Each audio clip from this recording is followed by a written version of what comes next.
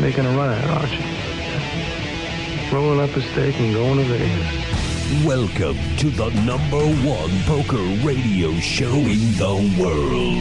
This is the Mark Hoke Show. The Mark Hoke Show. 1 full hour of poker news, entertainment, and lots of Sin City surprises. Now let's bring on the host. Here is Mark Hoke.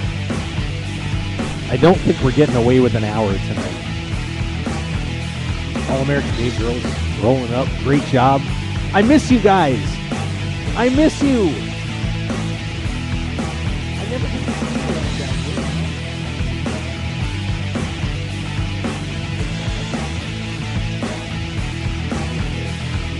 that. Wow, I think I'm getting handed a shake on here. Oh, my God. Wow, I am a winner. That's awesome. Thank you. Tell Dave I said hi. Well, how about that? I just got a shake.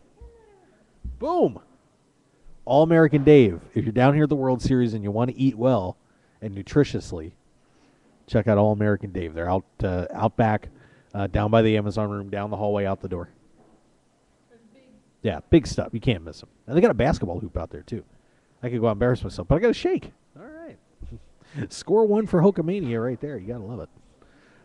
Well, we have a very interesting show lined up for you today, live from the World Series of Poker here at the Rio, and I believe in some controversy. I believe in some great guests. We're going to have what should be an interesting discussion, and, of course, some bracelets got given away, too. Can't forget that. I mean, people winning bracelets, and someone just joined a very exclusive club just a little while ago. So how about we talk about all that tonight?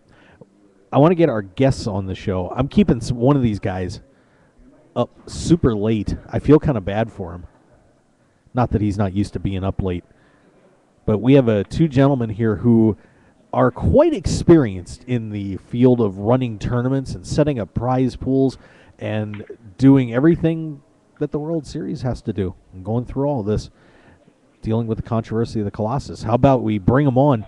And I think it's going to be very interesting because these gentlemen have quite a different perspective than apparently most of the poker world. First, Kelly Kellner, our good buddy from the Canadian Poker Tour. How are you, Mr. Kellner? I'm doing outstanding, Mr. Hoke. How are you, my friend? I'm doing fantastic. Good to talk to you. And from the PPC Poker Tour, of course, so we do all the live reporting for them. Brian Holton's on the line. How are you, Brian? Very well. How you doing? I'm doing fine. So, guys, this whole thing with the Colossus, of course, we had done a show in the afternoon around 2 o'clock. The payouts were announced around 6. I was actually eating dinner, and the room, it's so hard to describe what happened in here yesterday. There was such a large amount of disappointment when the prize pools were announced because of the low first place prize. I think a lot of people were expecting that to be over $1 million. Didn't happen. And a very unique pay structure put out by the World Series for this event. Now, both of you guys have dealt with these issues before. You are very experienced in handling all this. Let me, Kelly, I'm going to start with you.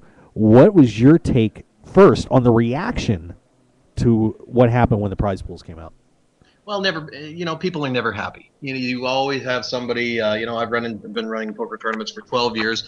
We've hosted or sanctioned over 12,000 poker tournaments, and nobody's ever really happy. However, in this situation, the outcry from that, I commend them. I think it's absolutely outstanding. I have been a proponent for 12 years, and I have fought casino managers, poker managers for years to build proper structures, great value that promote and enhance this business as a model, and flatter payouts are a must for this ongoing and the continued success. This is a unique situation. It was a unique payout, as you say, because this is a unique poker tournament. This is the biggest poker tournament in the history of the world. You have a phenomenal amount, by 255%. And payouts are not linear scaling. It is a different payout if you're playing a single table tournament 5 tables, 10 tables, or 600 or 2,400 tables. And you need to adjust. But this industry, listen, it's great. And I know a lot of poker managers, a lot of casino managers, they want that big prize. A lot of players, they want the big prize. But the long-term health and success of this industry, especially in a $500 event, this is a unique situation. And there's some math that we can get into, and I'm very happy to go into detail talking about this, why with the reg fee and where the numbers are going, this isn't all just the WSOP, but this is a different mathematical formula and scenario. I think it's absolutely outstanding.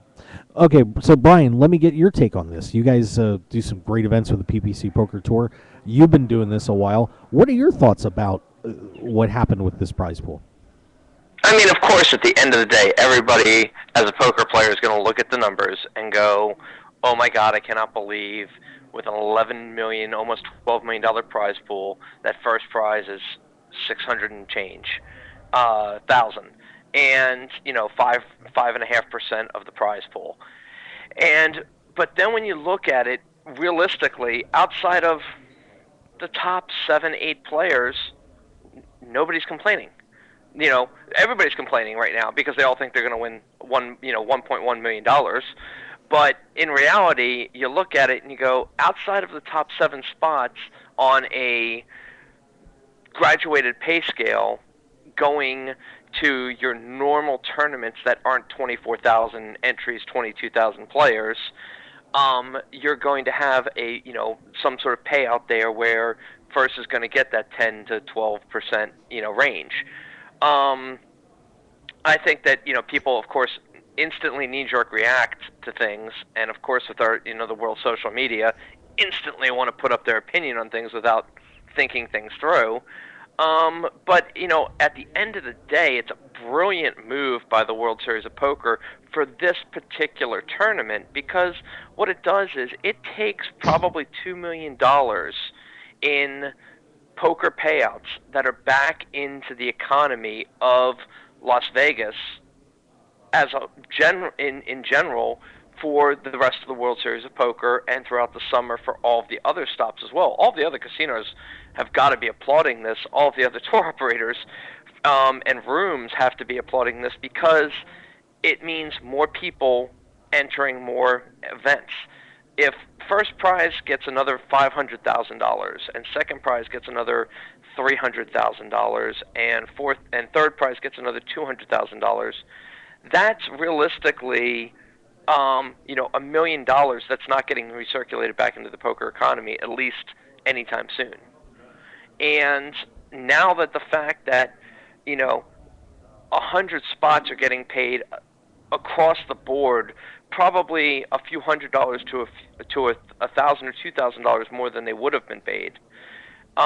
It's just better for the poker economy, and it's actually better for all poker players as a whole, because it means more money getting back in. Because somebody that wins $1.1 or $1.5 million first prize is, unless they're really bad or just bleeding their game, that money might disappear from the poker economy. Mm-hmm. But now that all that money's been spread out, and somebody that won $4,000 might be more apt to go buy into a $1,500 or $2,000 tournament that they weren't going to originally buy into.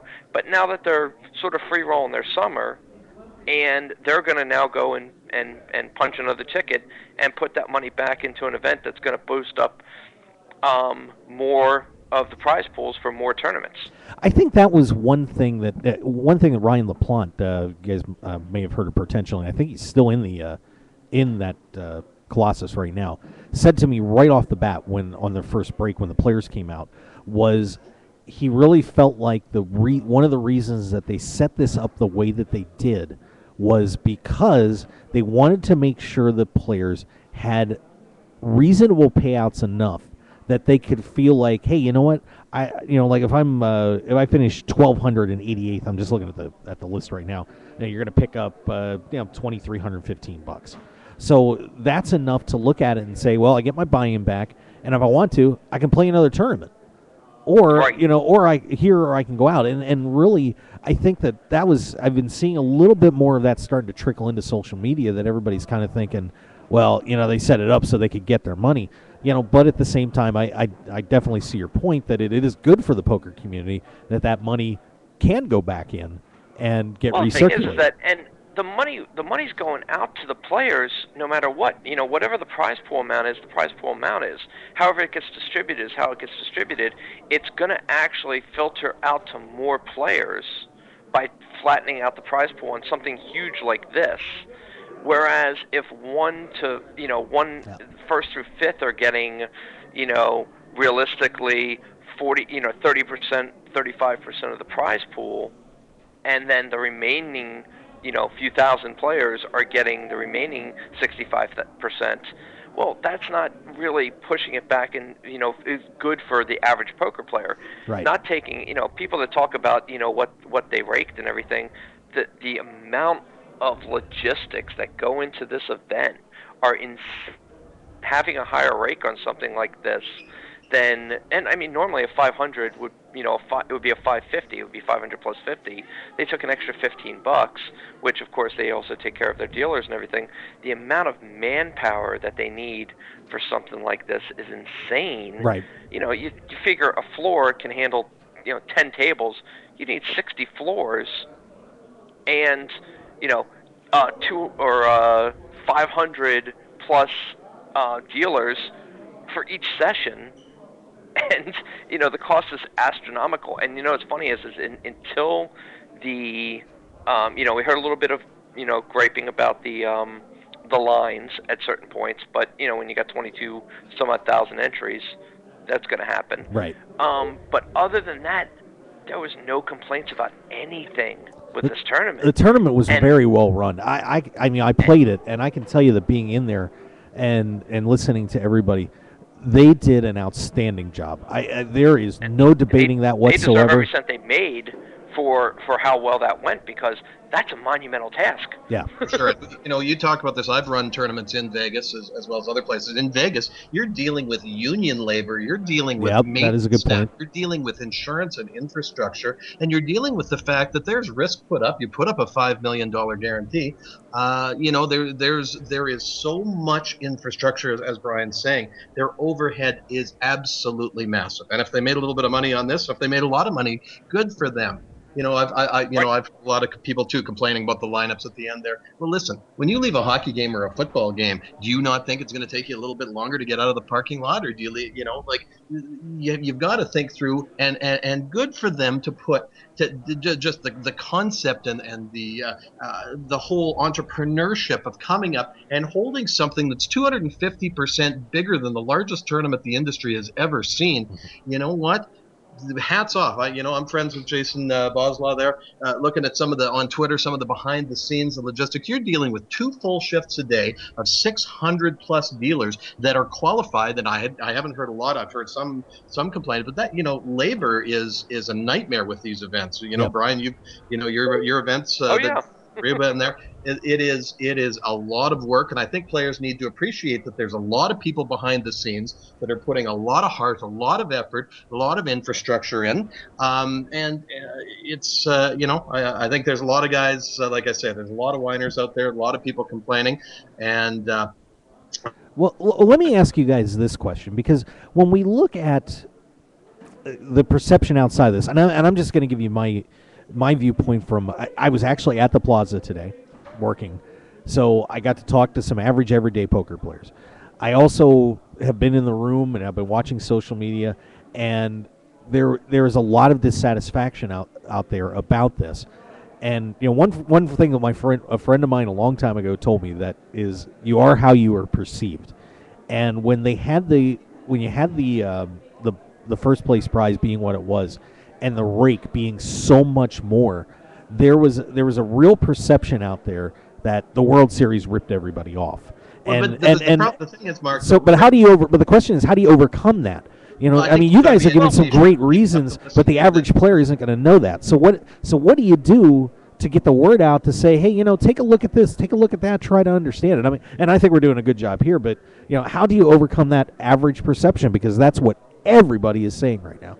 for sure. But you look rake and first plays, completely comparing apples and oranges. You can't even begin to compare them because they're two completely different elements out of this business. They're two completely separate entities. You look at the $65 per player. You look at the cost to run a poker tournament. We've found that $500 tournaments, whether it's a 550 or 560, we've gone to in a couple of them, and that once you have your labor and infrastructure costs, there is not a hell of a lot of profit left over in those. And it's different. It would be different if this was $1,000 or $2,000 tournament. Well, then you're dealing with a different scenario.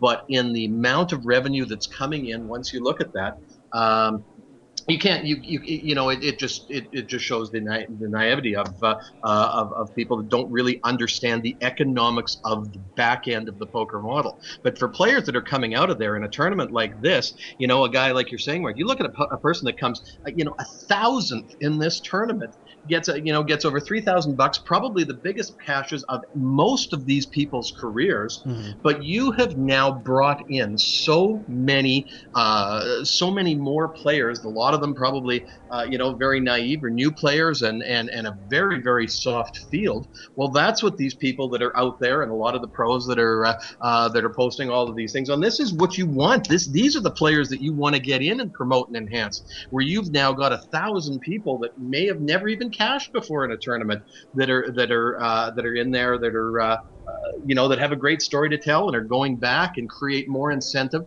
and that creates the momentum in this industry to get what poker needs to get to keep its growth going.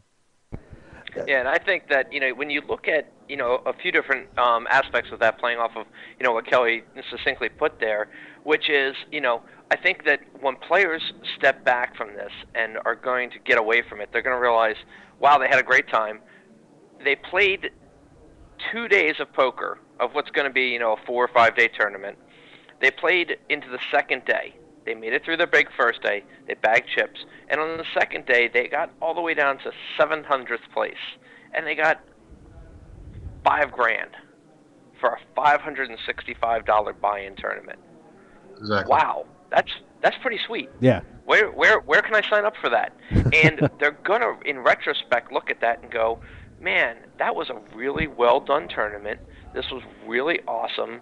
And you know what it didn't do? It didn't suck the blood out of the poker community on buy-in.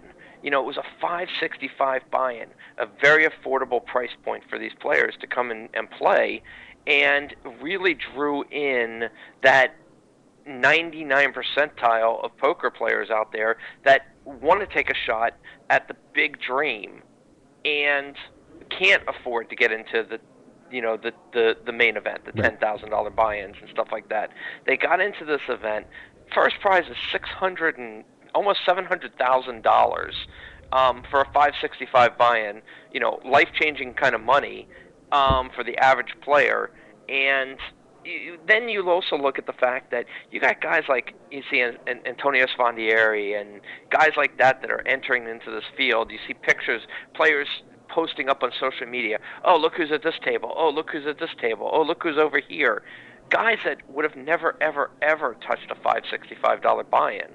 But they're in because of this huge field, because of the value of it as well. Yeah, it's a great life experience for a lot of these guys. They've got a chance to play with their heroes, to play and say they participated in something. But Brian, do you not agree that and I think you and I might be on the same page here of just experience of what I've seen over the last number of years.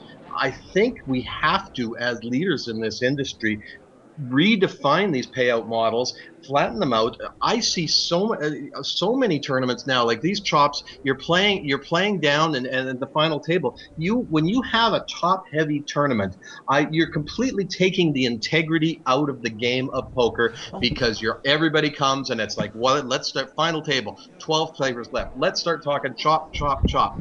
I am so tired of seeing chops. Let's build these things properly. Let's flatten these payouts so that people can play down to a true winner, not who can negotiate or intimidate at the final table some kind of settled deal. And by the way, my camera just got crushed. There's definitely something there, but I also think that, in your average poker room, where you've got 150 to 200 players in a tournament, and it's $150 buy-in, you want to have a decent payout for the first couple of spots, and then it drops off, from there. The typical, 25%, 17%, 10% kind of model, because it's not a big buy-in, it's not a big investment of time, and I have no problem with that. In bigger events like this that are unique, I think it's great because it's still life-changing money for the top spots, and obviously this is a very rare event that's occurred, but there are other events that can do it, but it's a case of, I think there's a balance thereof, because yes, I do like seeing a distribution of the money to the people so that they're going to enter more events and get more money, people in. And I think that it's more so in the bigger buy-in tournaments than the smaller buy-in tournaments, with the exception, obviously, of, examples like this where, the big white elephant in the room of, 22,000 entries. Right. But yeah, I see a mix thereof. I think as the buy-in goes down and the average field is still smallish, I think that a nice payout is nice, and if there happens to be a chop, there happens to be a chop. But I think when you start getting into bigger buy-ins, and but again, the pros are that have the backers and are trying to make their living off of these things and do that, are going to want something bigger as well, as the average Joe that happens to satellite in or get a chance at something. Is going to want that big payout as well. It's an interesting dichotomy. Yeah, and of course we're on once again with Kelly Kellner from the Canadian Poker Tour and Brian Olton from the PPC Poker Tour. By the way, this dim-witted woman was looking down her iPad. I have yellow ropes. I have a red Canada hat and a barber pole tape covered tripod, and she just ran it right over. And and the collapsible orange cone. Nice. Unbelievable. So I apologize. I kind of had to dive across the table here. I have no idea. I have people trying to talk to me, and I can't hear a word they're saying either because I have these wonderful headphones on. But now I want to go back to a couple things that I think may have either avoided or maybe exacerbated the problem a little bit with the perception on this. In terms of putting that payout structure up, despite what some goofballs down the hall here said on Twitter, they did not have that chart up, and I've seen charts where they've had, like they have for the circuit events, they take that chart down to 3,000 players, so you can see the percentages of what's going to get paid out. We also had a chart for the main event in 2013 when they had the $10 million prize pool up, where they showed the chart of if there are this many entries, this is what the prize pool is going to look like. And that information wasn't available, and I think that is something that was a huge mistake, not having something like that available, so that when people entered the event, they knew it was coming instead of getting this shock, which was what was really going through the room. Absolutely. Communications is always important, and it's something so new like this that anticipating what's going to happen. But you look at I read a couple of comments about if this was the PokerStars Sunday Million, given their structure, it would have been 500,000 to first place and 55,000 to final table rather than 87. So wow. It's I think communication is really the marketing department needs to get it out there, and I think you learn lessons. But listen, we're all trying in this industry. We're in this industry building bigger and better things because we love this game. And with the World Series, the people are talking, a lot of the Canadians, there's a lot of complaints, and they say, oh well, the WSO, they blame the WSOP because of the 30% withholding tax. Well, that's not the WSOP. No. You look at the labor costs. That's not money that's going into the pockets of the WSOP and of Caesars. There are hard expenses, and this is not a very profitable industry. I can tell you, I have been in it for the last 12, 13 years, and it is very, very difficult. And in this situation here, the numbers are big. You start to go take a hard look at the costs. You look at your labor costs and all of those elements that come in there, and you maybe have a little bit more of an appreciation and maybe take a little bit more of a common sense look at it. Well, the thing with the posting of it though is amazing to me, and that's the only thing that I found sort of exasperating is that I'm shocked that Nevada law, gaming law, doesn't require them to post that ahead of time. I mean, like in the state of Florida and the state of Mississippi, state of Wisconsin, you have to have those payout structures posted ahead of time, filed with the state, filed with the gaming commission, and listed available for the players, posted on the walls. So the fact that they didn't have that ahead of time and didn't have that out there blows me away. And I think that they asked for a little bit of trouble by doing that, because you know what, sure, people would have gotten a hold of it and they would have looked at different things, and yeah, it might have cost them a couple of thousand entries, but realistically it still would have been a absolutely massive, blown out of the water field, and I don't think it would have hurt them very much at all if they had it posted ahead of time. And like I said, I'm shocked that legally they were allowed to not post it ahead of time. Yeah, and I think that it had people had a chance to absorb that, and they could have done like what they did in 2013 with the 10 mil main event guarantee. Put it out there, say, look, here's some examples. This is what it's going to look like, so you can take a look down that chart and see those numbers and be able to, and then you got people like you can get out there and say, hey, this is you may not be happy with this being your top prize not being at 10%, but look at all these other spots and break it down and see what you think. And I think and that was 13 with the 10 million. What was it? Second to 10th took the hit, whereas everybody else was still fine. Yeah, exactly. And one other. And I'm sorry. Go ahead. You don't play. You're trying to win, but you're also realistic about it. And hey, you get a nice cash, you still get a nice cash. And in this instance, everybody that cashed got a significantly higher cash than they would have. Exactly. Absolutely. This is just great for so many players and for so many people's bankrolls. I think this is very, very good for poker, and it's good for the players. Oh, now one other thing that interested me was looking at some of the charts. As I love to do the statistical kind of analysis on these things, and one thing that kind of surprised me a little bit, and just I want to give you guys a chance to address this and see your thoughts. As I was going through checking out some of these numbers, for the Colossus, we ended up with 45 pay levels in that tournament. On a WSOP circuit event with 3,000 players, there's 30. So that's actually fairly close when you're talking about what Seth Polanski was saying. Using give me 1 second here, I'll pull that. Using the golden ratio, you would think that number would be that those payout levels would be a lot bigger.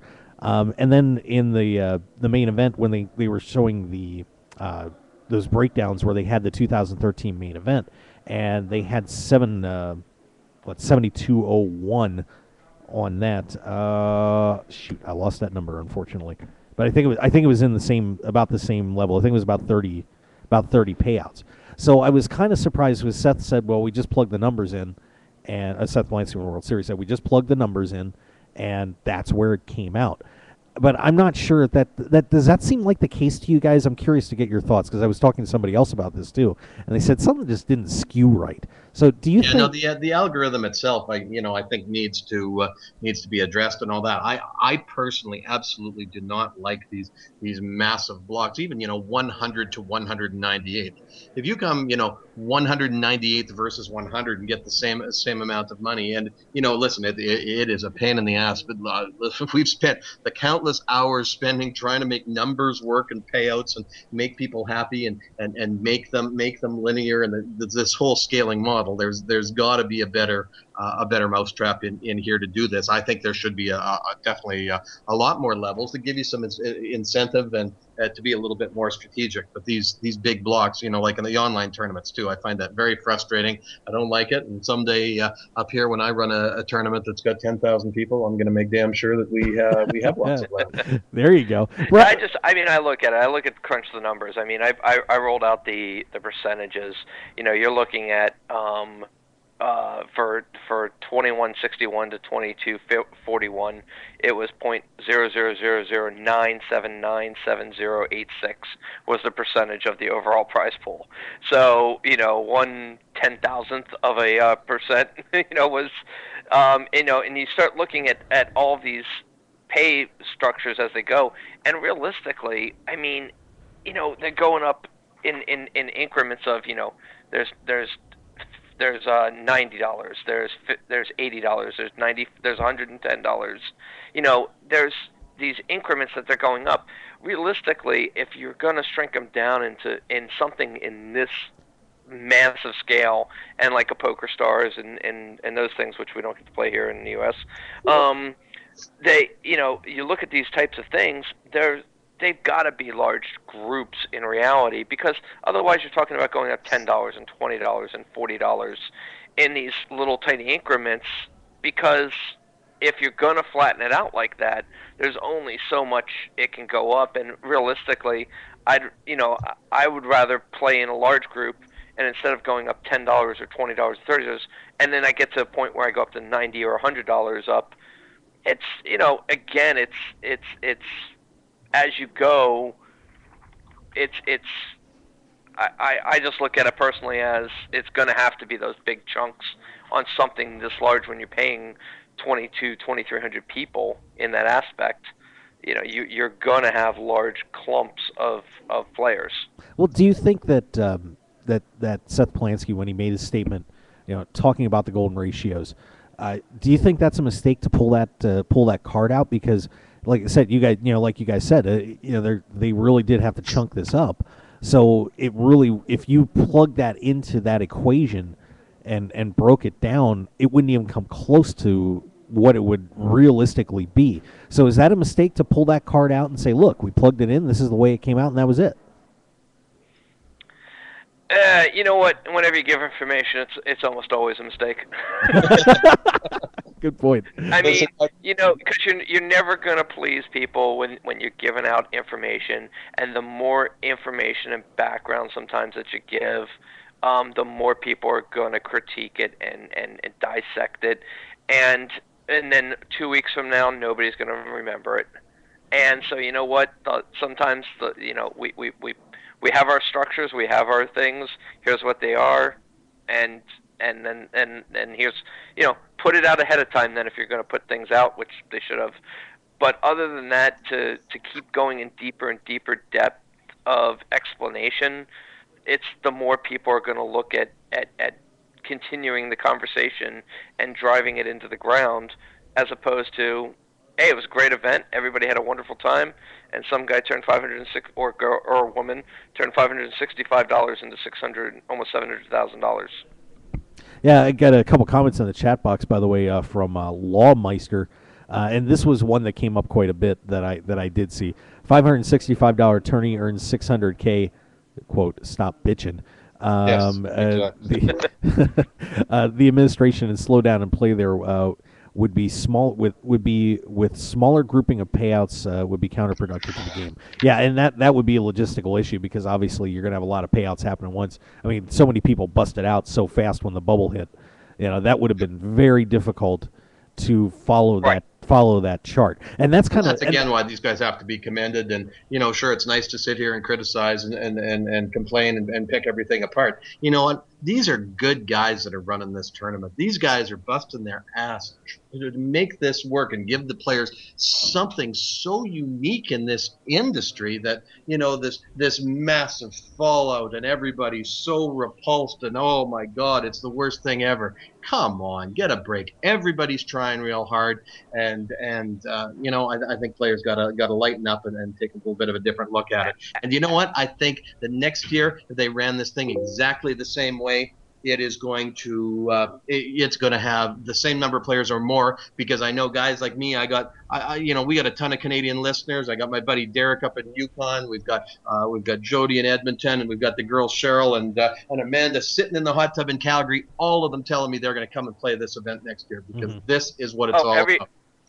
Every player that I've talked to from different tour stops that we've had that went out there and a bunch cashed and did really well. Poor Hallie Papalato from Tampa, she got one outed for a straight flush with 700 players left. It was sickening to see, but every single person had an absolute blast. Loved the event. Couldn't believe how awesome it was. Was looking forward to playing even more events while they were out there.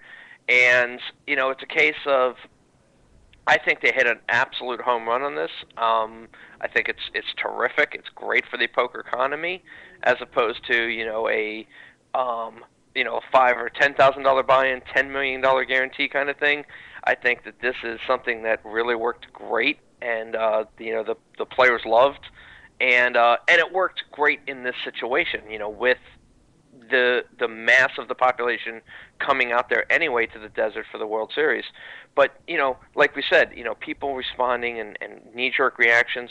The last thing, at this point of the World Series of Poker, every single year, the biggest thing I see on social media is the dealers are bad. Oh, the floor was horrible. Oh, it's too cold. Oh, it's too hot. Oh, it's this. Oh, it's that. I haven't heard one complaint. They had the temperature right. I'm going to say that. The pay structure. Yeah. And it was only until the pay structure was announced that I heard any complaints. So kudos to Seth and those guys, for running an absolutely out-of-this-world event, because nobody was complaining until this. And I think that most people, I loved Dan Heimler's post with thinking that it should be this, should be that. Oh, wait, I'm out. Oh, this is really good. With his ebb and flow in the same post. It was pretty amusing.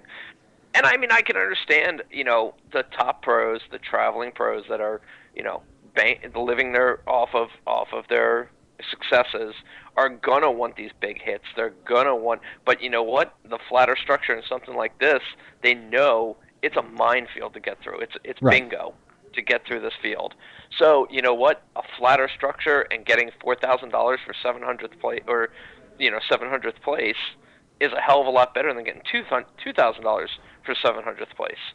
Oh yeah, and you look at these guys that are traveling around, and you've got to cash, and you've got to look at your ROI between your expenses and everything. And if more tournaments had these type of flatter payouts, it's going to make it a lot easier for people to make poker a business and make poker a lifestyle where they can travel and they can afford to do it, because it is very, very difficult when you're having these tournaments that are just so top heavy. And so it's my commitment to continue to do best. Going back, looking back 10, 12 years, even back a few years here, trying to convince some of these poker managers and casino managers, even to give players when they get to the final table play. Like I got one place that says, well, listen, just as soon as we get to the final table, to keep doubling the blinds every 15 minutes, let's just get it over. Yeah. Oh. And it's like, well, why is that? And he says, oh, well, it's a labor cost. I said, I'll tell you what, let me give you $50 out of my pocket, and you pay those guys for 4 hours and let them play when you're playing for all of the money at the final table,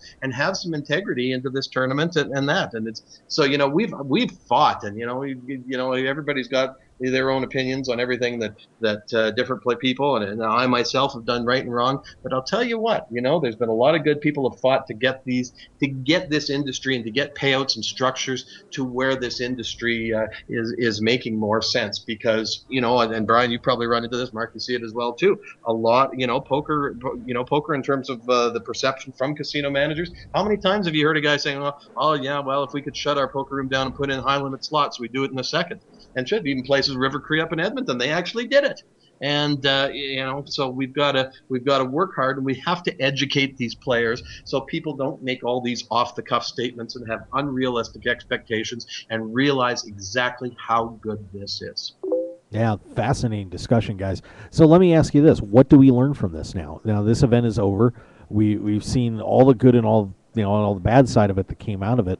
So what do we do from here with this? And Brian, do you see something here that coming out of this tournament that you say, maybe I should try this. Maybe this is something that I want to avoid. What do you think? Well, I think that we're going to have the $565 buy-in, $5 million guarantee in Aruba this year, and we want to have 20. No, it's just, I think that I love innovation. I love the envelope pushing, and you know what? They tried something that I think ends up, and especially in retrospect, is going to be viewed as very highly successful in this World Series, and I think it's going to be a staple of the World Series year in and year out. I think all of the poker rooms in Vegas are absolutely loving this because I hear the waits in every single room are out the door. It has been nuts. 90 some odd players, a few hours. Every single tournament I've seen, Planet Hollywood, Aria, the Golden Plaza. Nugget, everybody is knocking out of the park. The Plaza is too, by the way. Aria's, what's that? The Plaza is too, by the way. Yes, the Plaza. You've been getting killed in everywhere there. is crushing, and which is incredible and awesome, and that's just due to the fact that, in reality, out of those 22,000 entries, it's realistically probably, what would you say, 14,000 people? Yeah, I forgot what the actual number was on that, but yeah, somewhere in that ballpark, I think. Yeah, I would estimate it about there, 12 to 14,000, and that is a massive number compared to the average start of the summer when there's a 5K and a 1,500 and a 2,500 RAS and stuff like that are kicking off the World Series. You've got a few thousand people out there, but you don't have 14,000 people that were never going to fly out to Vegas, but now they've got this shot at immortality at this 565 kickoff. And those people are going to come out every single year as long as they have any sort of poker bankroll whatsoever. And it's only going to get bigger. I mean, they could turn this thing into a 6-day one flight and turn it into a 30,000 entry tournament. And sure, certain players might not play it because it's not worth their time to get $600,000 for a $565 buy-in, but most of us are. Yeah, absolutely. And I love that innovation, and I love coming out of that and thinking, okay, what kind of neat twists can we come up with at our tour stops based off of this? And I love that outside the box thinking. Yeah, we're working on, and Mark, you know a little bit about this, but we're working on something very cool for Canada, which will hopefully be, by early next year will be the largest tournament in Canadian history, and there's a lot of lessons to learn from this, and there's some exciting times for poker ahead. This I think bodes very well for the industry. I love the fact that now you got 1,000+ people that have a real nice bankroll, a real great win, and look at them going back to their wives and girlfriends and husbands, boyfriends, and that who they can go back and show, look what I won, like that. Winning $3,000, $5,000, that's something to be proud of. How many people, look, get onto Hendon Mob and GPI and look how many people have had what's their biggest cash, and how many of those players that are in here, this cash all the way up will be their biggest cash of their lifetime so far. I think that says a lot, and I think it's great for motivation, and it's great stories to go back to motivate other people. People can put $565. I think this tournament's going to explode next year. Yeah, it is going to be something. I agree, 100%. Yeah, and I just wish I'd have hit one more hand along the way on day one, and I probably would have been sitting there myself.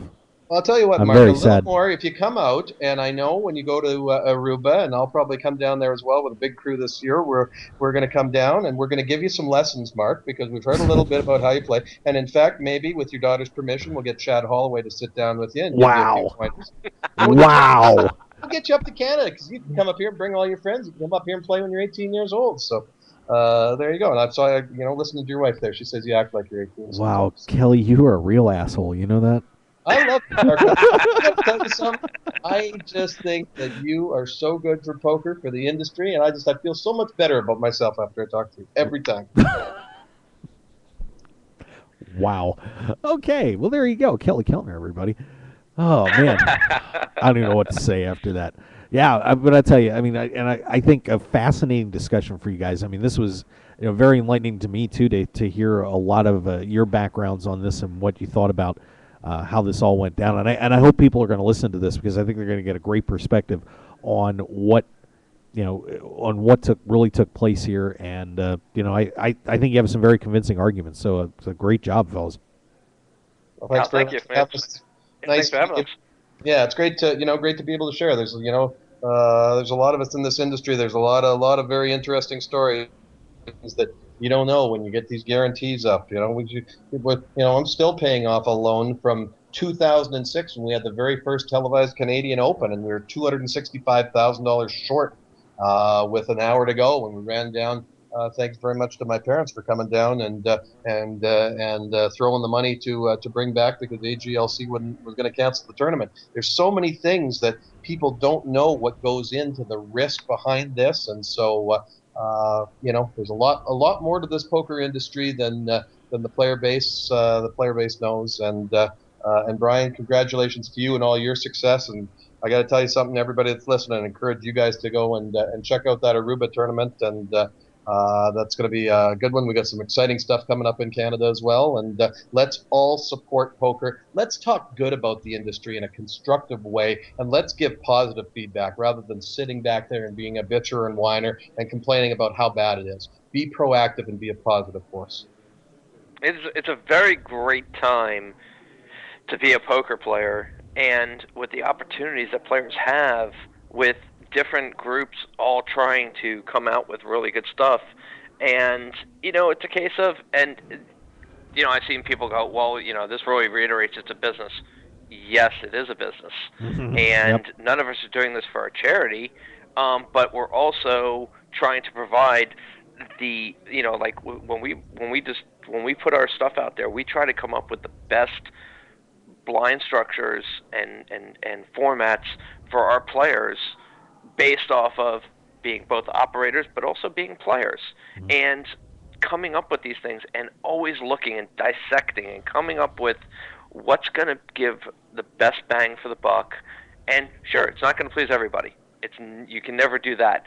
But it's a wonderful, wonderful time for players to get out there and have a grand opportunity with great, there's so many tournaments now that have great guarantees on them, when there was 5 years ago, guarantees were here and there. Right. It was an unheard of thing. And now they're everywhere, and it's wonderful for a player. So embrace it and love it, and come out and support, your local room. Come out and support the tours you like, and you're just going to benefit more as a player. There you go. And Brian, I want to give you. I know you had to get going. I think. I mean, if you want to stay on, you certainly can. But you have a event coming up that we'll be doing a little work at this week here in Las Vegas. Yes, flying out on what's today? Tuesday. No, today's Monday. Today's Monday. Yep, don't do that. Yep. Well, it's almost Tuesday here. Yeah. But we're flying out on Wednesday. We'll be getting in town that night, and looking forward to it. I'm going to come over and see you over at the booth. And then Thursday and Friday, we're going to be at the Nugget. We've got pure satellites to Aruba. It's a $175 buy-in. Guaranteed first prize of a $4,000 package to the PPC Aruba in November. Each day is going to have a guarantee on that. And we think, we could probably give out 4 to 5 packages each day. Real low buy-in. It's right in the middle of the Grand Series there.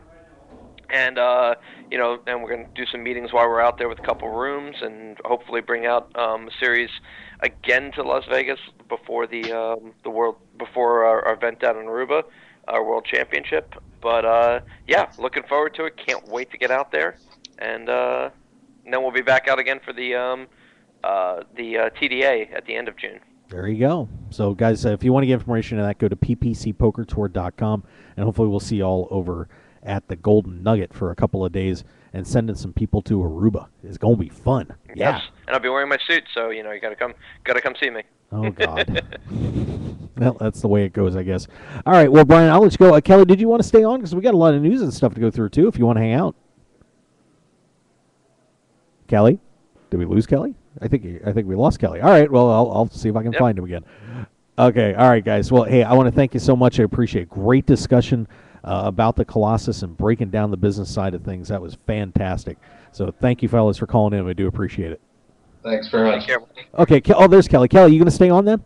Absolutely. Okay, great. All right. So, Brian, we'll say goodbye to you. Have a great night out there in Florida. I'll see you later this week. All right, there you go. So Kelly Kellner and Brian Olton, Kellner of the Canadian Poker Tour and Brian Olton of the PPC Poker Tour. Great job. That was amazing. We're going to step back, take a break. Kellner's going to stick around, so we're going to get more Kelster Mania. Gotta love it, buddy. I do have the Canada poker hat on my tripod, by the way. Oh, perfect. Yes, it's pretty nice. So stick around, everybody. We're going to take a break, and we'll be right back here on the Mark Hoke Show. We are live from the World Series of Poker, and there's a lot going on, including another Ms. Rocky bracelet. So stick around, everybody. We will be right back.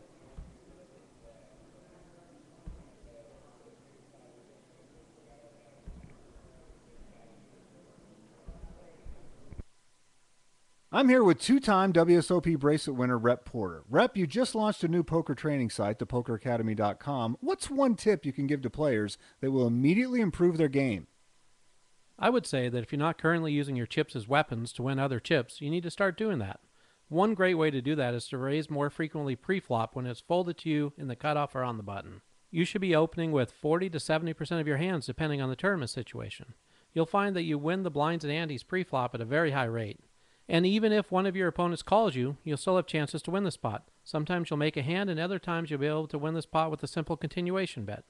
That's a great tip for you from Rep Porter at thepokeracademy.com. It's a completely different kind of training site. Thepokeracademy.com offers a no-limit tournament course that gives you a comprehensive strategy from the beginning through all the stages of tournament play. Use the link, thepokeracademy.com/mark, to get a free 166-page course guide when you buy the course. That's thepokeracademy.com/mark. PokerShop.com is your one-stop shop for all your poker and game room needs. PokerShop.com has you covered with an incredible variety of poker chips and supplies, top quality playing cards, plus gaming tables and room accessories, just like you'd find in your favorite casino. And if you're looking to spruce up your man cave, we offer a wide selection of decor options, from lighting to mirrors and portable bars to bump stools, to make your game room the one all your friends and family will be talking about. So for everything you need to make your game night a great night, go to www.pokershop.com and receive 10% off your purchase with the code HOKE, H-O-K-E. You supply your friends. We supply everything else. Live it. Love it. Pokershop.com. There's nothing better than sitting down to play poker with good friends and cutting loose. And that's what you're going to find when you tune in to Poker Night in America. Poker Night in America is revolutionizing televised poker in a big way, with all the action you love and the hilarious fun you've been missing. Come take a seat at the table with all your favorite players, old and new, with Poker Night in America. Mondays, 10 p.m. Eastern, 7 p.m. Pacific on CBS Sports Network. And don't forget to visit the show online at PokerNight.com. So pull up a chair and join us Mondays on Poker Night in America.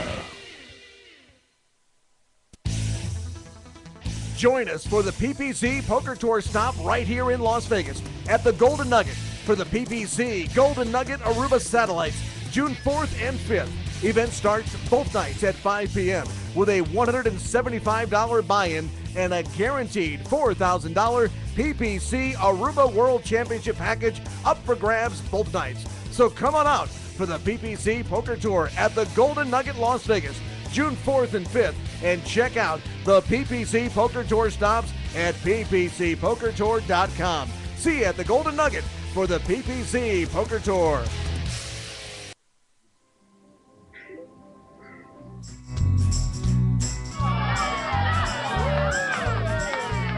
Only a donkey would call my pre-flop bet with a deuce tray. Hey, deuce tray is my lucky hand, and besides, they were suited. Man, I played that hand great. That was a real share my pair hand. Share My Pair, the best way to share your poker stories with friends, for free. Available from the iTunes App Store and Google Play. Download the app now.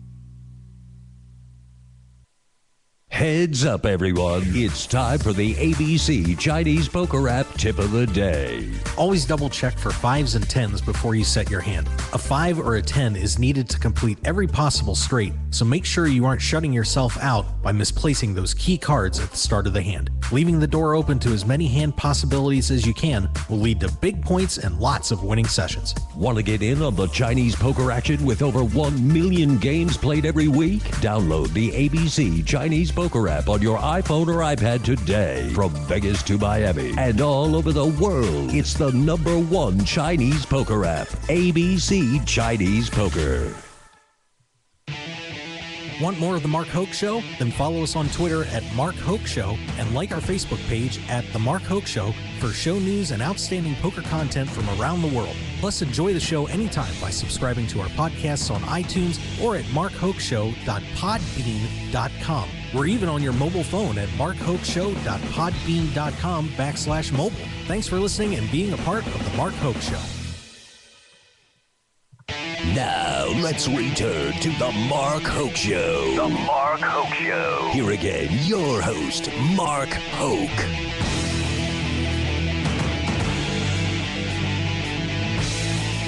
All right, and we are back here on The Mark Hoke Show. Kelly Kellner on the Skype line, but I got Fritz. Fritz Primus is hanging out here, and many of you might know Fritz. I'm a long-time listener of the show. Yeah. And we bumped into each other yesterday. Yeah. And, we're just hanging out. And, this is what this place is all about, is the guys like you and me, man. Yes, sir. Yes, sir. We make it what it is, not just the big boys. Yeah, and Kelly, he's from Canada. Yeah. Well, listen, that's all we need. Yes, sir. That's all you need. Canadians make the world go around. We're the loving people, the glue of the universe here. That's right. That's right. We're the nice people. We go out and people notice us for our, politeness, niceness, shaking hands, smiles, making other people happy. Man. Well, exactly. We train everybody good up here. We got I think we got Mark, probably your biggest contingent of Canadian listeners ever tonight. I'm getting lots of messages in. My buddy Dean joined those two girls, those two hotties, Cheryl and Amanda in the hot tub. Dean's a great poker player. We've been playing met these guys 15 years ago. Great people, us Canadians. We are. Yeah, you guys are all right. I like you.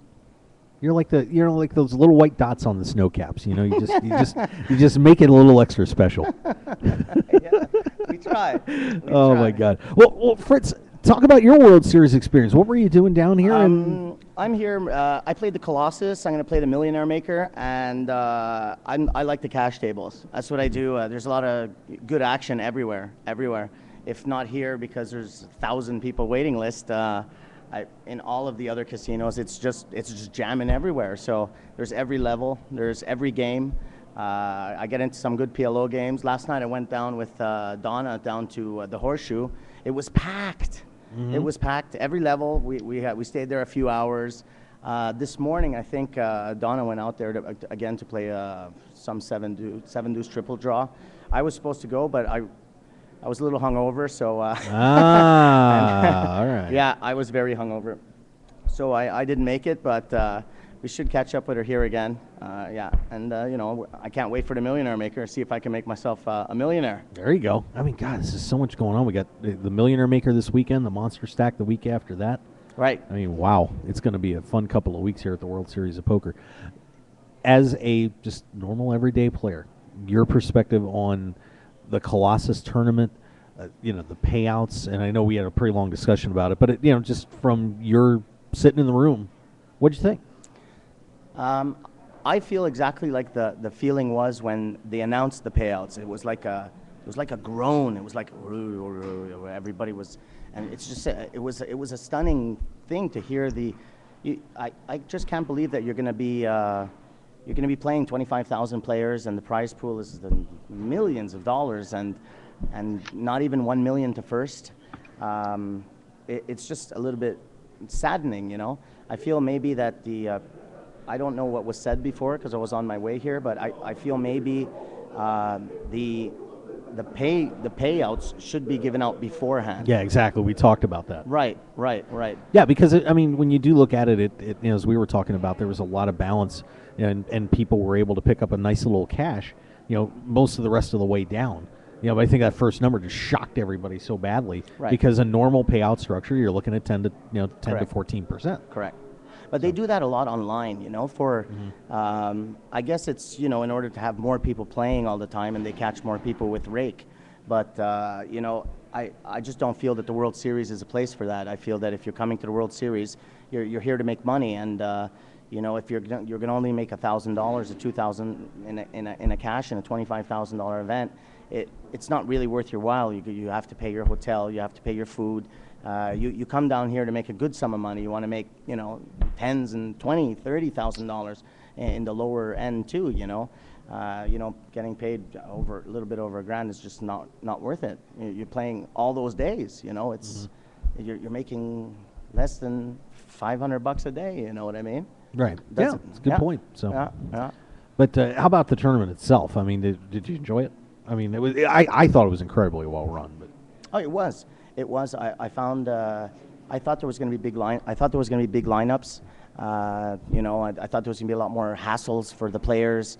But I was able to. I registered for the first. I pre-registered for the first day, and I just didn't pre-register for the others. I felt that I just didn't think of it. I said, okay, if I get knocked out, and then I just found out that there was so many players that I thought there was going to be a long lineup, wait 1 hour, 2 hours, but then they opened the cashier in the main room there. I think it was called the yellow cashier, and I think it was 15 minutes I waited. I got through in 2 minutes. Good for you. That's 2 awesome. minutes. That's awesome. I was happy. Then they even opened the late regs. Right. I got myself, a late reg on the last day, and I like coming in a little bit late. The blinds were 100, 200, which is when I like coming in anyways. I like forcing the action when people are a little bit scared of their, to put money in the pot. They don't want to lose. You only have 5,000 chips, so it's easier to make money when you're just playing. You're not really playing your cards. You want to make money. You wait for cards. It's pretty much all over. I got beat, but ace queen king 7, but that's the way it goes. You know what I mean? And on to the next one. All right. Well, Fritz, hey, I want to thank you for thank you. Your longtime support of the show. It's a pleasure to call you a friend. I will always be a supporter. Man, you're the man. It's a pleasure. Thank you very much for having me on the show. It's a great show. No, thank you. Very much appreciated, and best of luck the rest of the World Series. Thank you. All the best, Poker World. There you go. Thanks, Fritz. I love it. One of my favorite listeners of all time. He's got to get that hat back, though. You got to get that goofy hat back. Okay. Yeah. I will. All right. Okay. All the best. Thank you very much. You got it, buddy. See, that's the fun part about this show, man. We aren't just about the big dogs. We're about the average everyday player out there. It's the grassroots players, my friend. Yeah. That's the heart of the world, heart of the poker world. You betcha. All right. Yeah, everybody's a champion walking by you in front there. Yeah, except for my wife. But anyway. I saw your wife on the show the other day, and she is lovely. Yeah, she's looking good. She's looking good. Doing all right. Yep. Sporting that World Series of Zombies shirt, by the way, that Chad Holloway gave her. I saw that. Yeah, I got to come down there and get a copy of that zombie comic. Yeah, well, I bought 4 of them. So did you? So when they're all sold out, I'll sell you mine for double price. Oh, awesome, buddy. Yeah, awesome. she just plopped herself down here on the camera too. So we were just getting to the news, which you're going to know nothing about. Oh, I sensed I was being talked about. Well, you were, but in all complimentary manner. In a good way, yeah. or a bad way. You were fine. Mm-hmm. Yeah. I love this shirt. It's awesome. Do you dress Mark every day before he comes out? That's too much of a chore. Oh, I can't take responsibility for this. I'm just kidding. Well, if you don't, who is? I'm just getting punted That's right all and left. on him. My God. All right. Well, I'll tell you what I want to do is I want to make sure that we get to talk about what's going on here at the World Series. Of course, Kelly Kellner from the Canadian Poker Tour on the line with us as well. Let's go back to, let's see, of course, we got the Colossus. And let's take a look at those chip counts here real quick. Give you an updated We got number. some Canadians in the top 20 there, my friend. Wow. And my good friend Mike Lee in 7th spot there. Last year he was runner-up in our Player of the Year. Came right down to the ends when the end of it last tournament when Ryan Cairns from Edmonton came and just beat him out. But great to see Mike and the other Canadians making a great showing. Yep. Right now, looking at the chip counts up there, 107 players left out of that 22,374 entries is your official number. Billy Graybeal out of Franklin, Kentucky, 3,930,000 chips. And boy, that sounds like a lot, but it's not going to be too much at the end, to say the least. Gary Sims out of Shelbyville, Kentucky. Boy, the Kentuckians coming out here and taking it over. 3,550,000. David Farber's up there. Look at that, 3 million chips. Kaufman Talley out of Lafayette, Louisiana, 2,400,000. Aditya Presecchio out of Cambridge, Massachusetts, $2,200,000. Aqib Ali from Princeton, New Jersey, $2,200,000. As we mentioned, Mike Leah, one of the great players in the world, $2,120,000. Zoe Kareem is up there too. Boy, I'll tell you what, if Brown Magic wins the Colossus, I shudder to think. Is that someone's name? That is his nickname, Brown Magic. Oh, Yeah. that was a legit name. No, Zoe Kareem is Brown Magic, and I mean, I think there may be a hole ripped into the reality time universe thing. It could get disastrous. But Do they call you White Magic there, buddy?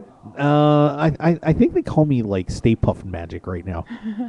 I don't know. God, I hope that doesn't stick. Christian Pham. I think there could be some shirts getting made. I'm going to remember that. Dear God. Christian Pham at $1,920,000. Valentin Vorniku, he's out of San Diego, $1,900,000 as well. Going down some of the rest of the list, very good friend of mine, Ryan LaPlante, of course, known as Potential Online, out of Brainerd, Minnesota, but live, of course, lives here in Las Vegas. $1.5 million. Kevin Grable's also up there to $1.5 million. Let's see who else is alive. Yuval Bronstein.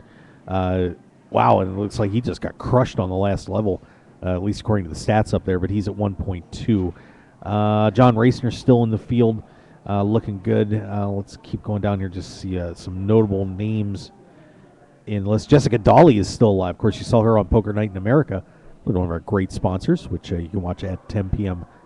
on Monday nights on CBS Sports Network, 10 p.m. Eastern Time. Let's see who else we have here. Brian Pincus is still alive. He is at $520,000. Young Fan, $380,000. Oh, wow, and they've got this down to like 77. Jeff Gross is still in there, good friend of the show, so the Gross man. And my good buddy Jason Mann from Vancouver. Oh, yeah. Be there. Jason's one hell of a tough player.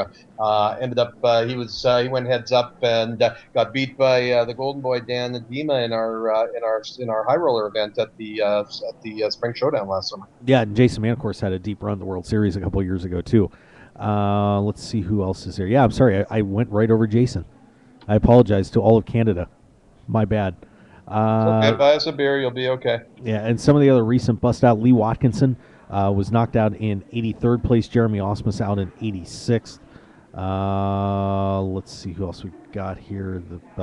Baseball, he was in there. Eric Baldwin finished in 99th place. And Matt Matros out in 112th. John Dolan out at 116. So this is going to be a great finish to this over the next couple of days. But, man, from 22,374 entries to 100. Actually, they list 107 at the top of the page. But according to this, it is more like 77 players remaining. They fit into a fraction of the ballroom over there. Yep. It's going to be something. Somebody's going to have beaten 22,000 people, Kelly. Good God. Wow. Unbelievable. Should have been you if you would have played your chips better, buddy. Yeah, you're right. You're right. Kristen, can you maybe spend a little time, maybe read him some poker books before he goes to sleep instead of some of those other bedtime stories that you're reading? Kellner. You want me to read you poker books? No, I don't. I think you know what? I think what just would you that recommend? loving, nurturing, wonderful warmth that you have, I think could take his game to the next level. I you hate hear you that? so much. My nurturing, wonderful warmth. That is non-existent. I just thought I'd throw that out there. We want to go back to event number 3, the $1,500 Omaha High-Low 8 or better. And this is a great story as Robert Mizrachi comes from behind, heads up. They came back for a third day on that, and Mizrachi knocks off Jacob Dahl, wins event number 3. It is Mizrachi's third bracelet. And Kelly, when you look at the numbers of players who have 3 bracelets or more, really, I think 4 is kind of the super exclusive line. 3 is a pretty good one, though. Only he is the 35th poker player in history. There's 35 players right now that have won, that have 3, and then you start going up. 13 players have 4 bracelets. 8 players have 5. 6 have 6. 2 have 7. 1 has 8. 1 has 9. 3 have 10. And, of course, Phil Hellmuth with 13 bracelets leading the way.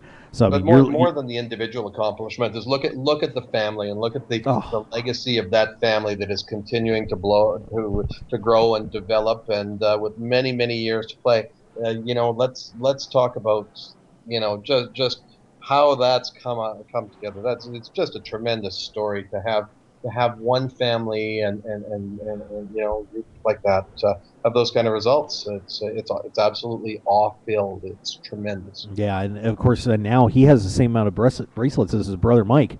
Yep. Which is that's kind of mind-boggling when you really think about that.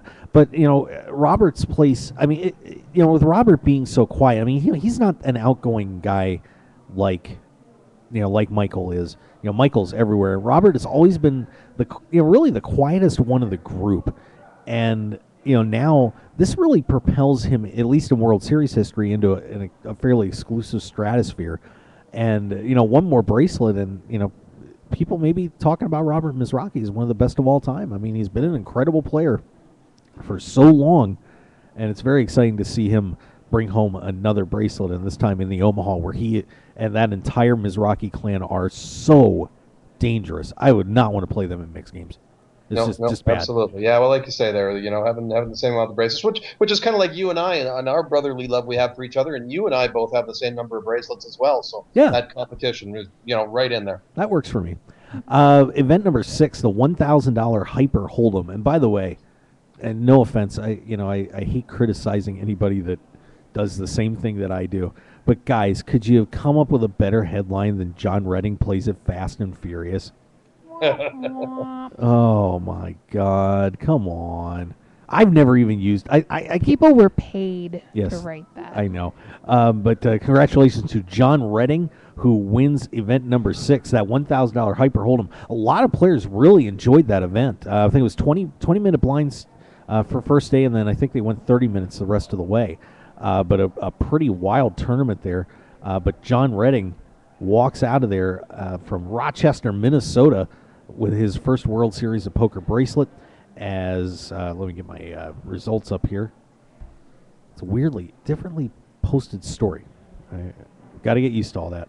As he beats from Dublin, Ireland, Mark McDonnell to win that title. Redding wins $252,068. Oh, Jason Wheeler's here.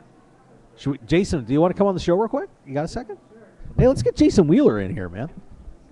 Kelly, are you excited? Jason Wheeler's on the show. I haven't been excited about a guest like this since your last guest. Well, Jason, what's up, my friend? How's it going, man? A man who made a final table already in this World Series. Congratulations. Yeah, thanks. Feels good. Yeah, so tell us about that one run there. I had just got here, actually drove up from San Diego that day and hopped right in the tournament a couple hours late after getting settled in, and then just was feeling strong. I just came off of 2 final tables in Amsterdam the 2 weeks prior, so I was just feeling like really good when I got here and, just riding the momentum. Yeah, great job. And 2 final tables in Amsterdam. That's going to be a tough place for you to focus out there, man. Not for me, because I'm really used to it. Yeah, actually, that's true. Good point. I mean, to be fair, we were planning on going to Amsterdam to play there for the 3 weeks of the online championship. So our plan was to be there the entire time to play online. Wow. Yeah, and I wasn't even planning on playing the high roller that I won. But Bryn just told me I had to go. Like, I hadn't slept much the night before. We had just flown in from Monaco. We had a party the night before also. So I was going on like 2-3 hours sleep. Everybody else went to sleep in the afternoon. I decided to stay up all night trying to get back on the regular time zone, And then, then we just looked online and saw that this tournament had almost 80 runners. And he asked me how tired I was, and I was like, I don't know, 1 to 10, I'm like 8.5 tired. And he was just like, anybody else, I'd tell him go to sleep, but you got to go over and play. There you go. So I went over and played, and it felt good, and chipped up, and made the final table and won. So yeah, it was just kind of nice to get that monkey off the back. It's been a little while for the live win. You've had so many great runs. Yeah. But finally putting that one on the board, that had to feel pretty good. Yeah, I mean, definitely has, because the MO has usually been I make a bunch of money online, and then I go pour it into live and do well, do okay, make runs, but just kind of come short of like the big scores. So to grab a couple was just kind of nice, especially this early in the year and this early in the World Series. What did you think of the Colossus? I liked it, but a lot of issues I think that they have to address. Definitely like that they attempted it, but you know, some things that they just know, like coming off like real early. Like for example, today, like even post Colossus with this 235 deep stack, like it made it a mess for anybody trying to play the Raz tournament today or trying to play the Pot Limit Hold'em tournament. Oh, good point. Good point. Like I was gonna come over and play the Pot Limit Hold'em tournament hours ago, but I came over and just saw it and was just like, you know, I'm out of here. And I ended up coming back, but I had a bunch of friends that didn't, you know. And so I think like they have to address some lines like that. Like they know the Colossus people are still going to be in town. They still want to target them, which they did with the Planet Hollywood series and also with the dailies, which I'm fine. But like you have to have separate registration lines, you know, trying to have a guy trying to enter a 1,500 bracelet event waiting behind 2,000 guys trying to fire in a $200 daily deep stack, you know, it's just kind of murder. But yeah. But no, I thought the Colossus, I mean, definitely what they try to do, big step forward. You know, some of the things I hope they improve moving forward is, hey, if you give the impression it's going to be $5 million, $1 million to first, and the prize pool's over $11 million, it's definitely got to be over $1 million to first. I understand what they tried to do, pay out a bunch of people a good amount of money so that they'll just stay, play more events, and give it back even in more rake. You know, they're trying to get the double and trickle rake. I get it, but like, you know, they'll try to tell you they're trying to give value to the players, et cetera, and so forth. But, you know, whether you take 600 off of a prize, you know, once they're getting 5, 6, 7, 8,000, it's not that much of a difference to a person's life, but it can make a huge difference to the perception. And I think they would have got a lot more bang for their buck if they sent someone away with $1 million. You know, from a free marketing perspective, like that's kind of how I envisioned it. Every gimmick tournament they have this series, I just envision them giving a guy $1 million check, you know, at least. And what better thing to show than a guy getting $1 million check, especially off of a $500 buy-in, you know? So for me, you know, people try to say, hey, they paid out too many spots. I don't think that's true because you can look at Stars and how they do it online, and they would have paid out the same number of spots, maybe even more actually. They have on some of their other tournaments. But what they did is they flattened it out in the middle, where I think they might have gave a little too much in this one to people, you know, being 200th place and making like 8,000 or something, you know.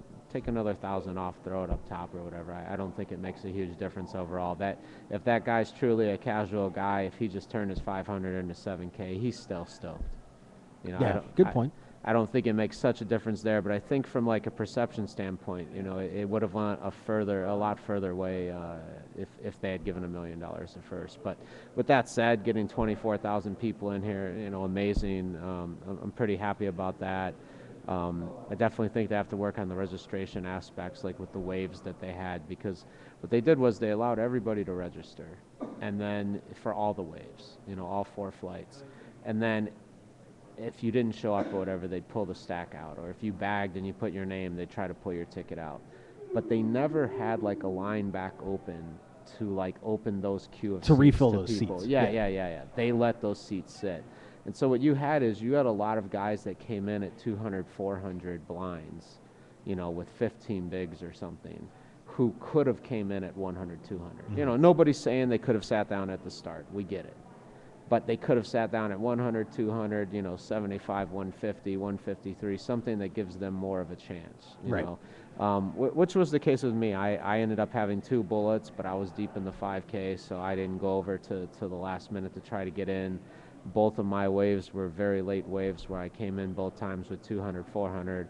I lasted 20 minutes each time and I was up, you know. So for me, my Colossus experience was quick, short, and had that been the only thing on my schedule, I mean, I could have seen how I would have been disappointed, you know. And so I could understand that, and so, you know, those are things they definitely have to fix, and things that I think we've gotten accustomed to on like the European tours where their system is all automated and handles all of those things, that we just kind of take that for granted, you know. And you know, but once again, nobody's tried to put 24,000 people in a building, and, right? You know, so I don't want to come off as being like, you know, I'm bashing them or anything, because by no means, like they did a tremendous job with what they had, and I definitely want them to run this event again, but I just want them to work on some of those issues for sure. And then I think everybody comes away with it, with a great experience. I mean, to have somebody come out here for this and to leave with a sour taste in their mouth, it just defeats the whole purpose. I mean, this is supposed to be, hey, you know, masses come back. we want to give you a chance. We want to give you a gift, a chance to play with the pros, a chance to play in the series, not bust your bankroll, not bust your life roll, come out, have a great time. And I think that just should have stayed paramount in the planning process instead of, we got so many people, so let's just do this wave, and maybe a little of that got lost in it. But still overall, tremendous success, 24,000 people, 20,000 unique entries, whatever it ended up being. Still $600K to first, regardless. So I mean, somebody's going to be happy, even though there are some people that I think have a sour taste about it. But yeah. What happens to the space-time continuum if Zoe Kareem wins this tournament? I like Zoe. So, I've always said, I was telling somebody earlier in the week, because everybody keeps telling me an unknown's going to win this tournament because, there's just not so many pros left. It's just got to be an unknown. And I'm like, no, I just don't think so. For me, I think the edge in this tournament that a pro has deep, especially with the way they did these specific payouts, very, very big. I mean, there's decent pay jumps, even from like 200 players to like 160 or whatever it is, You can jump up a couple of K here and there and like $600, and, these pay jumps mean something to the players that came for the Colossus. And so for me, I think that a really aggressive pro that's deep in this tournament, excellent chance to win. Well, and I think as you go deeper into something like this, the experience factor is there. I mean, you guys are used to dealing with, playing with big stacks, and the more chances you get to play against an amateur, the more times you're going to come out ahead.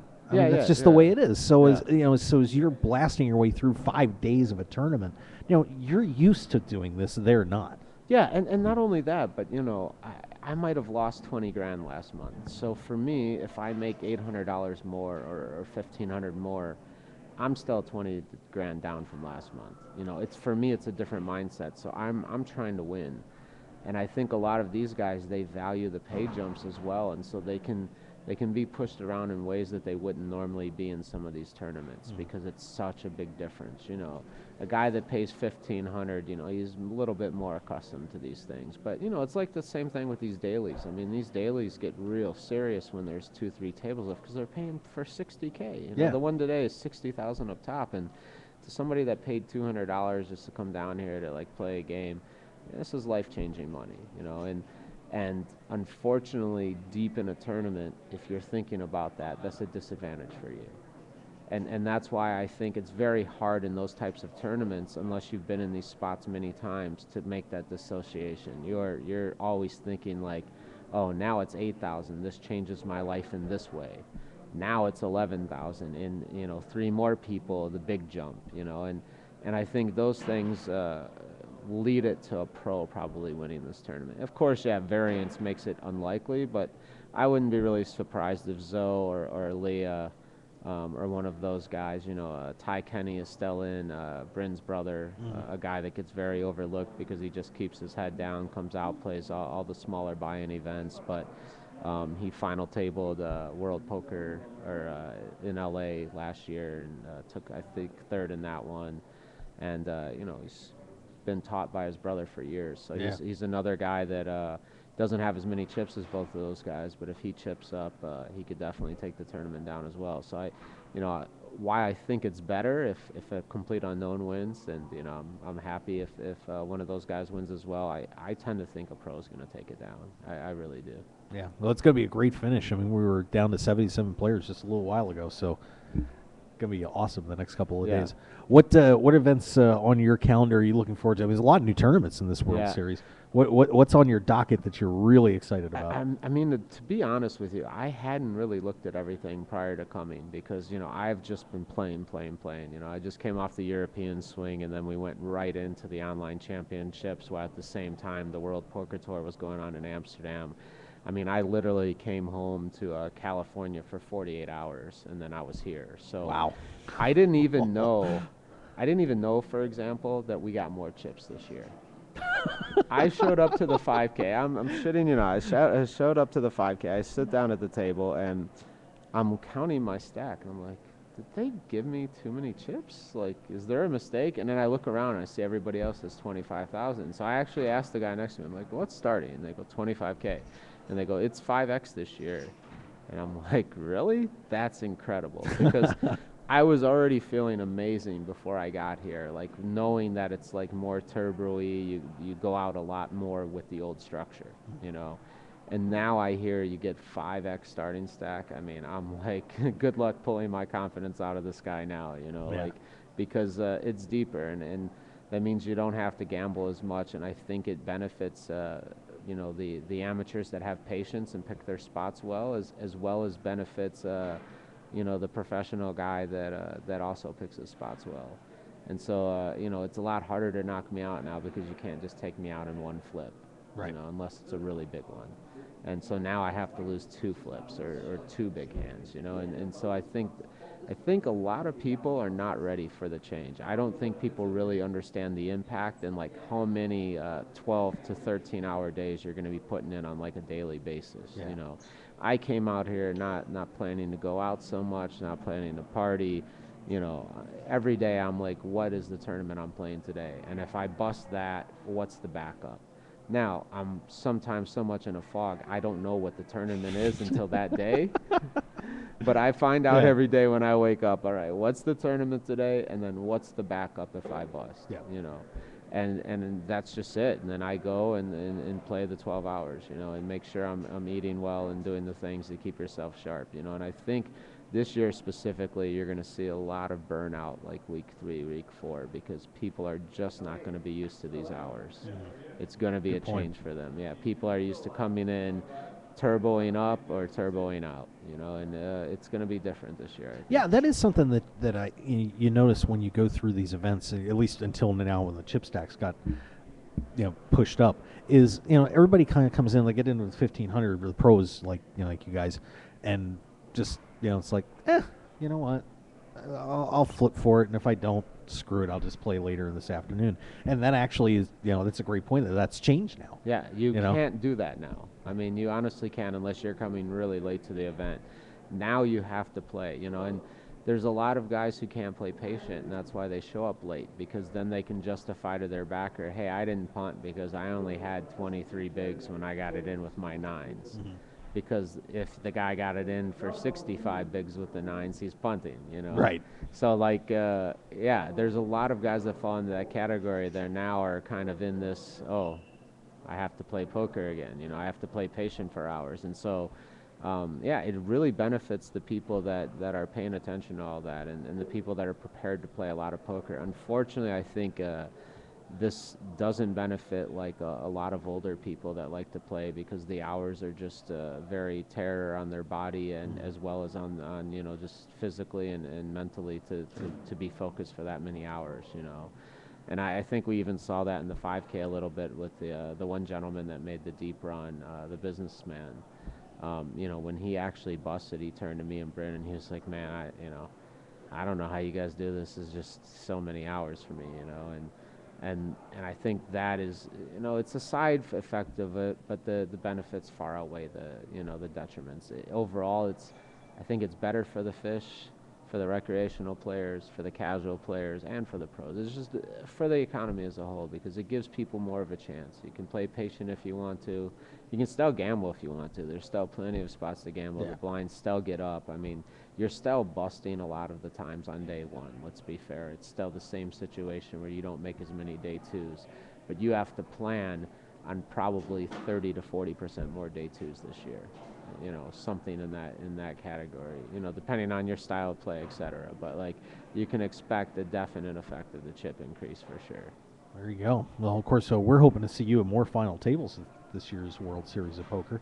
Yeah, I that mean, would be nice to see. So. I definitely feel amazing. So it's only about 3 times in my career that I've actually felt like I feel now, and all of them were pretty instrumental points in my career where I've done really well. And you know, it's like I said, I show up every day with a good attitude, a good outlook, and I was that way when things didn't go well for a very long time. You know, I showed up every day, and just shook it off, and just went to work and worked hard on my game. And if I did everything right, I just took it. You know, if I did something wrong, then I was very hard on myself, because, hey, then I cost myself. But if luck, poker gods, whatever you want to call it, if that's what cost me, hey, it is what it is. And so you can't torment yourself with those things. You know, if you're going to enjoy life, enjoy the game, have a good balance between the two, you have to temper both the highs and the lows, be able to take them, accept them for what they are, and yeah, definitely celebrate them, but you know, don't let them go to your head, think you're invincible. You know, you always have to work. At the end of the day, it's a job, it's an ROI, it's a return on your investment. You know, most people keep the money in poker because their return is greater there than in other vehicles.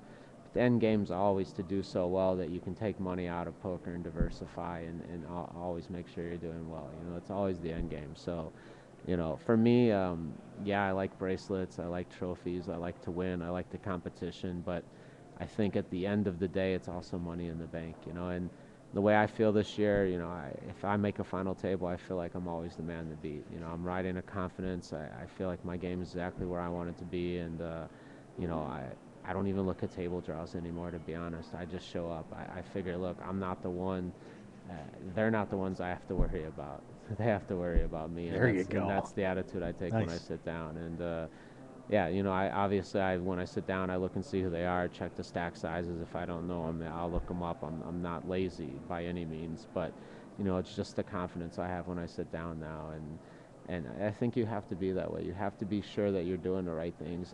And I mean, first of all, you have to be doing the right things, but once you are, you just have to be sure of yourself and follow through.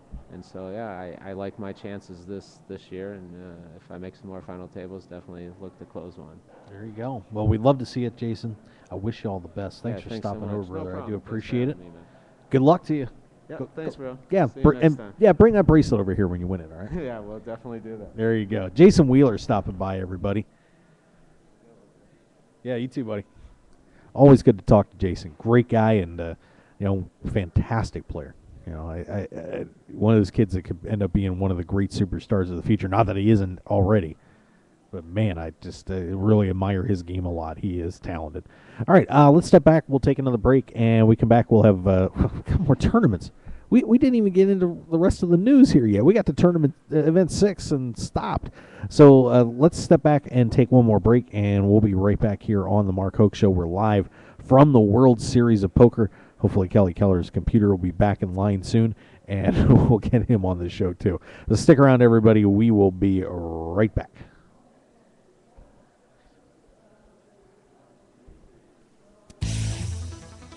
Join us for the PPC Poker Tour stop right here in Las Vegas at the Golden Nugget for the PPC Golden Nugget Aruba Satellites, June 4th and 5th. Event starts both nights at 5 p.m. with a $175 buy-in and a guaranteed $4,000 PPC Aruba World Championship package up for grabs both nights. So come on out for the PPC Poker Tour at the Golden Nugget Las Vegas, June 4th and 5th, and check out the PPC Poker Tour stops at ppcpokertour.com. See you at the Golden Nugget for the PPC Poker Tour.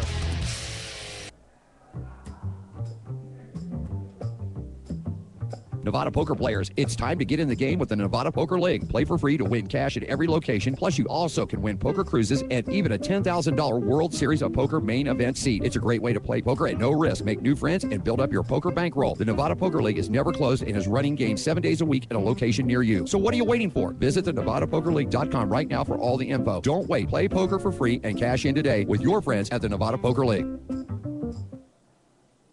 PokerShop.com is your one-stop shop for all your poker and game room needs. PokerShop.com has you covered with an incredible variety of poker chips and supplies, top-quality playing cards, plus gaming tables and room accessories, just like you'd find in your favorite casino. And if you're looking to spruce up your man cave, we offer a wide selection of decor options, from lighting to mirrors and portable bars to bump stools, to make your game room the one all your friends and family will be talking about. So for everything you need to make your game night a great night, go to www.pokershop.com and receive 10% off your purchase with the code HOKE, H-O-K-E. You supply your friends, we supply everything else. Live it, love it. PokerShop.com. There's nothing better than sitting down to play poker with good friends and cutting loose. And that's what you're going to find when you tune in to Poker Night in America. Poker Night in America is revolutionizing televised poker in a big way, with all the action you love and the hilarious fun you've been missing. Come take a seat at the table with all your favorite players, old and new, with Poker Night in America. Mondays, 10 p.m. Eastern, 7 p.m. Pacific on CBS Sports Network. And don't forget to visit the show online at pokernight.com. So pull up a chair and join us Mondays on Poker Night in America. Poker players, do you suffer from the Dunning-Kruger effect? That's the mental quirk of thinking you're better at something than you really are. So what's the quickest way to improve your game? How about over 25 hours of training with a 2-time WSOP bracelet winner? That's what you'll get at thepokeracademy.com. It's a completely different kind of training site. It's the only training site that starts at the beginning and explains everything you need to know to become a world-class tournament player. Use the link thepokeracademy.com/mark to get a free 164-page course guide when you sign up. That's thepokeracademy.com/mark. Your business and promotion will only go as far as your website will take you. That's why the Mark Hoke Show has only trusted one name for over 2 years, BlueRail.net. Whether you need custom website design and development packages or simply need a host for your website, Blue Rail is the only developer to turn to. It's time to discover the world-class personalized service only the Blue Rail team can provide. Visit us at BlueRail.net and call 520-822-5128 right now for your free consultation today. So get on board at BlueRail.net. How far do you want to go? Want more of The Mark Hoke Show? Then follow us on Twitter at Mark Hoke Show and like our Facebook page at The Mark Hoke Show for show news and outstanding poker content from around the world. Plus, enjoy the show anytime by subscribing to our podcasts on iTunes or at markhokeshow.podbean.com. We're even on your mobile phone at markhokeshow.podbean.com/mobile. Thanks for listening and being a part of The Mark Hoke Show. This is the Mark Hoke Show. The Mark Hoke Show. Here again, your host, Mark Hoke. All right, and we are back. I almost gave you the dramatic entrance on that. I'm Mark Hoke. Thanks for being with us tonight, guys. We are, of course, live from the World Series of Poker. Lots of stuff going on. We were just getting into the news and then got to talk to Jason Wheeler. Always a pleasure to get to say hi to him. And we're going to try and get Mr. Kellner back on the line here. Kelly got a little tied up there, a little computer kaboomy apparently. But let's see if we can get him back on. Push the magic button. Off we go. We'll see if Mr. Keller from the Canadian Poker Tour will join us. And by the way, of course, the show led off with an amazing discussion with Mr. Kellner and Brian Olton from the PPC Poker Tour, talking about their reaction to the Colossus and the payouts and so on. And I got to tell you, I really hope everybody listens to that, because it was some great points are raised, and I think people will get a little bit of a clue as to what's going on here. So there you go. Kelly, do we have you, or we lose the connection? I am gotcha. on the Skype on the phone here. It looks like for Father's Day, somebody's going to need to get me a new laptop, because I did the black screen crash and burn. So that's always fun. Yeah, that's always fun. Yeah, always time for a new laptop. So. Yeah.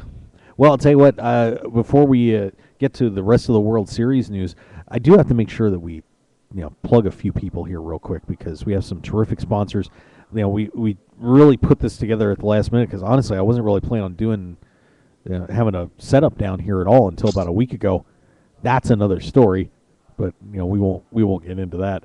But some terrific sponsors coming through in the last minute to help us out. We certainly do appreciate it.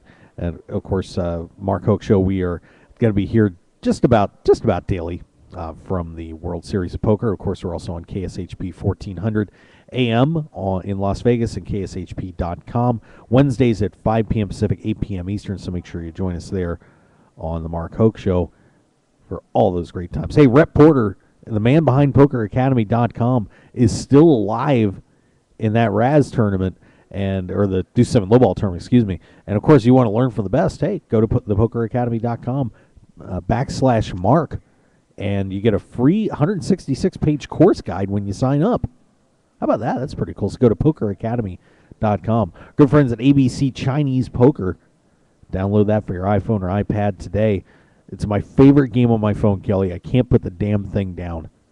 Excellent. Well, you gotta keep playing, buddy. You gotta keep taking your game to the next level. Tis the crack. So make sure you download that for your iPhone or iPad today. ABC Chinese Poker. Our good friends at BlueRail.net, and Kelly, you need to get on with BlueRail.net for some of your websites. If you did that, that would make me so happy. Go to BlueRail.net and give Bob a call.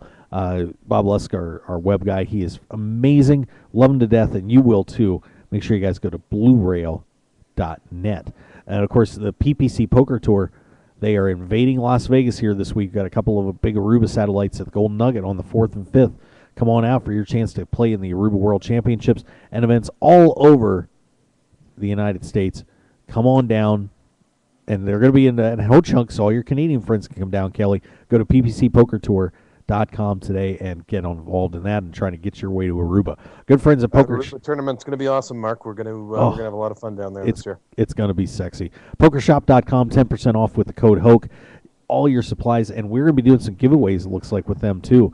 But don't wait to try and win stuff from us. Go to pokershop.com, put in the code HOKE for that 10% off. Cards, chips, everything. I mean, they get tables, they've got it all. So go there to pokershop.com. Nevada Poker League. So, when Kelly Kellner shows off his bankroll, the Nevada Poker League about fits that. Poker for free at the Nevada Poker League. 20 different locations in Las Vegas. Play for cash and prizes. All sorts of fun stuff and some great community, too. Go to Nevada Poker League. I always play. For me, it's all about the prizes, Mark. Yeah. It's not about the money. Yeah, there you go. And, of course, Share My Pair getting a lot of attention at the World Series. No need to tell the story a million times. Do it once. Make your video today with Share My Pair. Download it to your iPhone or Android or whatever you need, and have some fun with Share My Pair. Tell the world about it your way with Share My Pair. The Grindettes, of course, our favorite ladies poker players in the world. Ain't no doubt about it. The best team around. Katie Stone, Katie Dozier, Jamie Kerstetter, Jen Shahade, all part of the Grindettes. Go to Grindettes on Twitter, the Grindettes on Facebook, and, of course, grindettes.com. And let's see, I know we got one more. Poker Night in America. Yeah, we've heard of that show, right, Kelly? I've heard of that show. Boy, I love that. I love that live stream you did from Philadelphia there, buddy. And how many cheesesteaks did you eat while you were in Philadelphia? I think I partialed a couple. I had a few halves. But go to Poker Night TV, or PokerNight.com, excuse me, website, and, of course, CBS Sports Network, 10 p.m. Eastern, 7 p.m. Pacific. On CBS Sports Network, the best in poker, Poker Night in America, who, by the way, they're apparently launching a new tour and stole Maria Ho away from the Heartland Poker Tour. Yes, so I was reading about that this afternoon. That's very exciting. So congrats. Televised poker. Televised poker is a good thing, Mark. I think so. And, of course, Mark Hoke Show, once again. Follow us on Twitter at Mark Hoke Show, Facebook, The Mark Hoke Show. And, of course, you can listen to us either in Las Vegas on KSHP 1400 or around the world on KSHP.com. The number one poker show in the world, The Mark Hoke Show. Yeah, there we go. I like it. I enjoyed being on tonight, even though I had to sacrifice watching The Bachelorette and the drama on there tonight. Oh, Jesus. But listen, anything for the poker industry. Well, and you did a great job tonight, too. I will commend you on that one. Let's take a look real quick. Event number 7.